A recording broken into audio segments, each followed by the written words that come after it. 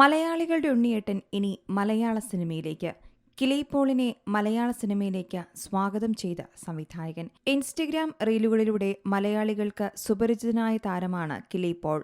Indian സിനിമകളിലെ ഗാനങ്ങൾക്ക് lip sync ചെയ്തും നൃത്തം ചെയ്തുമാണ് കിലി പോൾ സോഷ്യൽ മീഡിയയിൽ ശ്രദ്ധ നേടിയത്.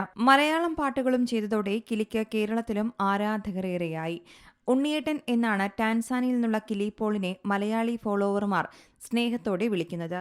ഇപ്പോഴിതാ കിലി പോൾ മലയാള സിനിമയിലേക്കും അരങ്ങേറാൻ പോകുന്നു എന്നുള്ള വാർത്തകളാണ് പുറത്തുവരുന്നത്. സതീഷ് തൻവി സംവിധാനം ചെയ്യുന്ന ചിത്രത്തിലാണ് കിലി പോൾ അഭിനയിക്കാനൊരുങ്ങുന്നത്. പ്രൊഡക്ഷൻ നമ്പർ 1 എന്നാണ് ചിത്രത്തിന് താൽക്കാലികമായി പേര് നൽകിയിരിക്കുന്നത്.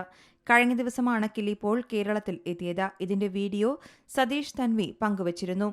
അൽതാഫ് സലീം, ജോമോൻ ജ്യോതിർ, അനാർക്കലി മരക്കാർ, അസീസ് നെടുമങ്ങാട്, അന്ന പ്രസാദ് എന്നിവരും ചിത്രത്തിൽ പ്രധാന വേഷങ്ങളിലെത്തുന്നുണ്ട്. എലമെന്റ്സ് ഓഫ് സിനിമയുടെ ബാനറിൽ എം ശ്രീരാജാണ് ചിത്രം നിർമ്മിക്കുന്നത്.